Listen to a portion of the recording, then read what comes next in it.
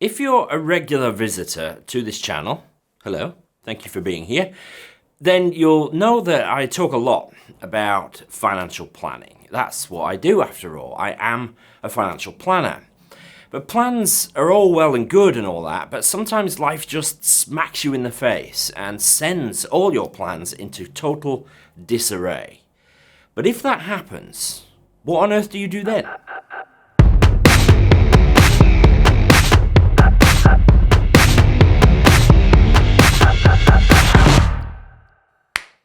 Hi and welcome back to the channel. My name is Pete Matthew. I'm a chartered financial planner based here in the UK, and I've been putting up videos on YouTube for more than 10 years now, giving you everything you need to know and everything you need to do to secure your financial future. So much of financial planning is looking into the future, sometimes a very long way into the future.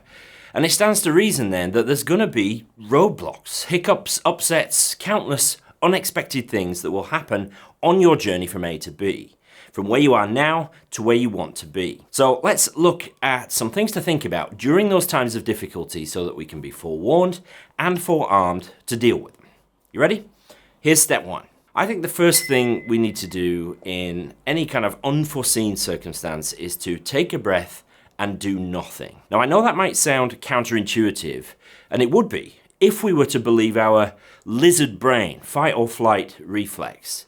But financial decisions, particularly, are generally not best handled by that part of our brain. It just isn't equipped to process those decisions properly. Instead, we need to engage our reason, and it can be a real effort to do that.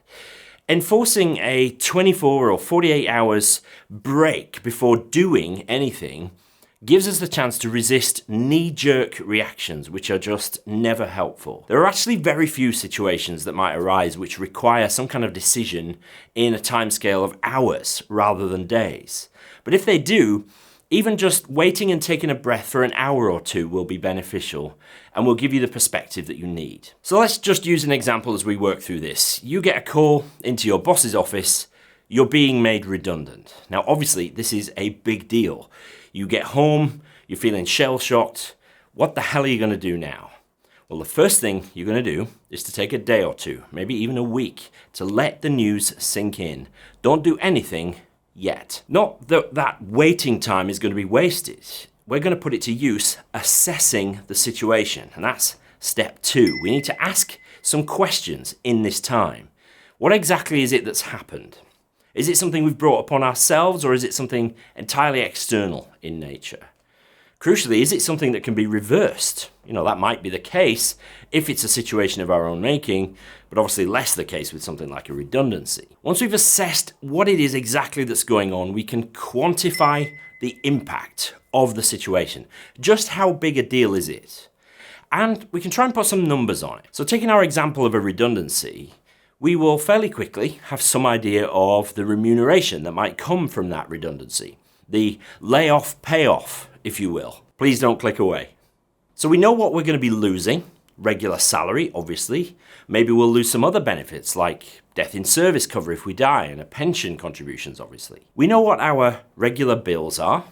And we know where we might be able to trim some of those bills temporarily. We know what money we have in our emergency fund. Putting all of this together, we can see exactly how long we're going to be able to cope without getting another job. We have quantified the impact on our day-to-day financial lives by taking the time to do the numbers. We haven't panicked. We haven't succumbed to depression or drink. We haven't Googled how to sell a kidney. We've done the numbers, quantified the impact. And I think the logical next step after that is to decide what, if anything, we need to do. And obviously we need to look for the actions that require the least amount of effort but have the biggest impact. So there'll be some practical steps like updating our CV and our LinkedIn profile, but there'll be some financial actions to take too. We could dial back our bills, if we can, to make the money that we've got on hand last as long as possible. Maybe we decide not to take the holiday we've been looking forward to and check the insurance to see if we can get out of that holiday without too much financial loss. We can look at pausing our current regular savings. We might need to think about replacing the lost life cover, so perhaps we could get some quotes for that. Can we talk to our mortgage company about a payment holiday? What would be the impact of that on our credit record and score? And of course, who can we reach out to find work again? Now, it might well be that in some circumstances, the right thing to do is nothing, at least for the time being. The early decision that we took to take our time should be maintained throughout the whole process. There might be some things that we just don't need to do right now. So once we've identified what we might need to do, we need to prioritize and then act. We need to get down to deciding what to do first and then just getting it done. So we need to make the phone call, write the email, do the task. Do them one by one, not all at once. Keep track of who you've spoken to, the decisions you've made, the actions that you've taken. Keep a kind of a log so you know where everything is at. Getting things out of your head and down onto paper is actually really good for maintaining your headspace at what is potentially a very stressful time. And then finally, a little bit later on, when the dust settles and we're through the other side, we should take stock and consider the lessons learned. How then might we position ourselves to be even better prepared next time?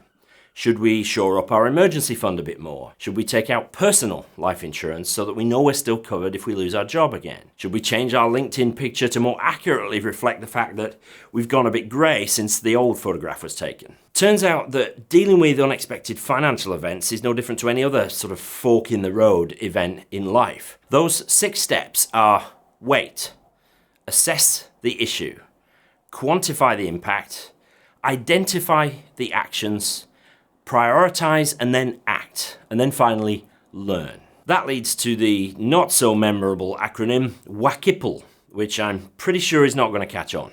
But the crucial point here, folks, is that we can think our way through almost anything that we come up against with our finances. We just need to take a breath and work through the problem. Our primitive brains will want to run away as fast as we can from the problem, but the problem just won't go away. It'll still be there when we come back, and we need to have addressed it. Okay, folks, I hope that was helpful. If it was, you know what to do. Hit the like button and subscribe to the channel if you haven't already. Thank you so much for watching. I'll see you in the next video.